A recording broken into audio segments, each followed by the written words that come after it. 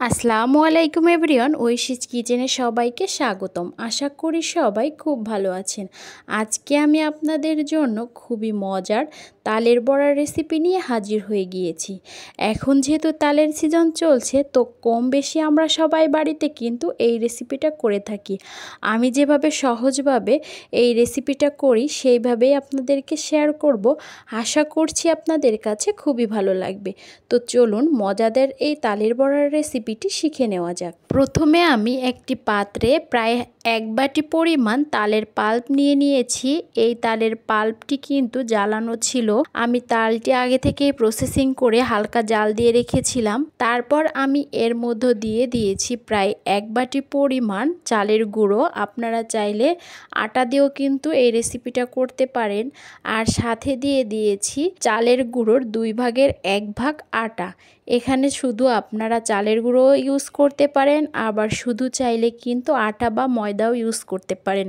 আমি 2 ধরনের আটা দিয়ে করছি, আপনারা আপনাদের ইচ্ছা মতো করে নেবেন। এখন আমি এই আটা আর তালের মধ্যে দিয়ে দিয়েছি কিছুটা নারকেল কোড়া। আপনারা চাইলে দিতেও পারেন, নাও দিতে পারেন। দিয়ে দিয়েছি সামান্য একটু লবণ এবং পরিমাণ মতো চিনি। চিনির পরিমাণটা আপনাদের পছন্দ অনুযায়ী দিবেন, তবে একটু মিষ্টির পরিমাণটা বেশি রাখবেন, তাহলে তালের যে একটি তিতা ভাবটা কিন্তু আর থাকে না। আর দিয়ে দিয়েছি কিছু কালো জিরে। কালো জিরেটাও আপনারা চাইলে দিতে পারেন, নাও দিতে পারেন, তবে কালো জিরেটা এই তালের বড়ার সাথে দিলে কিন্তু খুবই একটু ভালো ফ্লেভার আসে এবং গালে পড়লেও কিন্তু ভালো লাগে। এখন আমি এই সব কিছুকে একসাথে আস্তে আস্তে করে মিক্স করে নিচ্ছি। আপনারাও এইভাবে সময় নিয়ে আস্তে আস্তে করে মিক্স করবেন। আপনাদের তালের পরিমাণটা যদি কম হয় তাহলে কিন্তু একটু পানি অ্যাড করে তালটা মিক্সড করে নিতে পারেন। আমার কিন্তু পানির প্রয়োজন হচ্ছে না, আমি একদম খুব ভালোভাবেই এটাকে মাখাতে পারছি। যদি প্রয়োজন হয় তাহলে আমি আরেকটু পানি অ্যাড করে দিব। এখন আমি ধীরে ধীরে কিন্তু এই তালের পাল্পটা, আটা, চিনি সব কিছু দিয়ে মেখে নিচ্ছি। আর আপনারা যত বেশি সময় নিয়ে এই তালের ব্যাটারটা তৈরি করবেন, ততই কিন্তু আপনার তাল পিঠাটাও বা বড়াটা খেতে কিন্তু বেশি ভালো লাগবে। আমার তালের এই ব্যাটারটা কিন্তু তৈরি হয়ে গিয়েছে, আর আমার কিন্তু একটু পানির প্রয়োজন হয়নি। এখন আমি এটাকে প্রায় 10 মিনিটের জন্য ঢেকে রেস্টে রেখে দিচ্ছি। আপনারাও কিছুক্ষণ রেখে দিবেন, তাহলে এই ব্যাটারটা পারফেক্টভাবে তৈরি হয়ে যাবে। এখন আমি চুলায় দিয়ে দিয়েছি একটি কড়াই, আর দিয়ে দিচ্ছি পরিমাণ মতো তেল। আমরা এই বড়াটা কিন্তু ডুবো তেলেই ভাজবো, তার জন্য তেলের পরিমাণটা কিন্তু বেশি রাখতে হবে।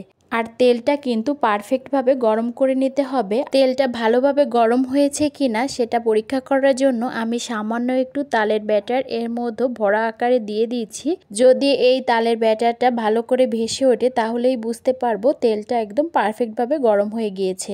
দেখুন আমি যে বড়ার শেপটা এই তেলের মধ্যে দিয়েছিলাম সেটা কিন্তু ভেসে উঠেছে, তার মানে আমার তেলটা পারফেক্টভাবে তৈরি হয়ে গিয়েছে। এখন আমি কিন্তু একটু একটু করে বড়ার আকারে এই তালের ব্যাটারটা তেলের মধ্য দিয়ে ভেজে নিব। আমি কিছু পরিমাণ বড়া এই তেলের মধ্যে দিয়ে দিয়েছি, আর এগুলোকে উল্টিয়ে পাল্টিয়ে ভেজে নিচ্ছি। আর যখন এই তেলটা পারফেক্টভাবে গরম হয়ে গিয়েছে তখন কিন্তু আমি চুলার জালটা মিডিয়াম লো ফ্লেমে রেখে ভেজে নিচ্ছি।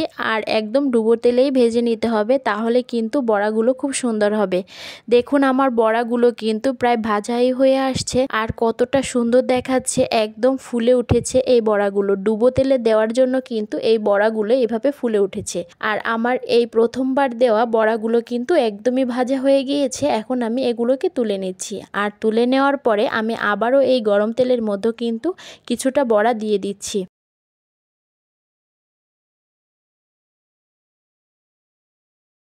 আর এখন এই বড়াগুলো কিন্তু তেলের মধ্যে দেওয়া হয়ে গিয়েছে। আমি এবার এগুলোকেও খুব সুন্দর করে ভেজে নিব।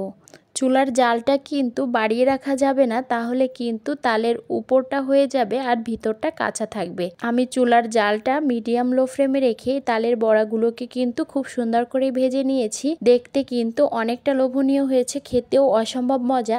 আপনারা কিন্তু বাড়িতে এইভাবে ঝটপট যে কোনো সময়ে এই তালের বড়ার রেসিপিটা তৈরি করে নিতে পারেন। আর আমি কিন্তু তালের সিজনে প্রায় প্রতিদিনই এই বড়ার রেসিপিটা তৈরি করি, আর আপনাদেরকেও খুব সহজেই দেখানোর চেষ্টা করলাম। এখন আমি একটি তালের বড়া নিয়ে ভেঙে দেখাচ্ছি এর ভেতরটা কতটা পারফেক্ট হয়েছে। দেখুন এই তালের বড়াটা কিন্তু খুবই সুন্দর হয়েছে। আপনারা চাইলে এরকম মজার মজার রেসিপি পেতে আমার চ্যানেলটাকে সাবস্ক্রাইব করে রাখতে পারেন আর পাশে থাকা বেল আইকনটা প্রেস করে দিতে পারেন। আর যারা ফেসবুক পেজ থেকে এই ভিডিওটা দেখবেন তারা চাইলে কিন্তু লাইক এবং ফলো দিয়ে রাখতে পারেন। ধন্যবাদ।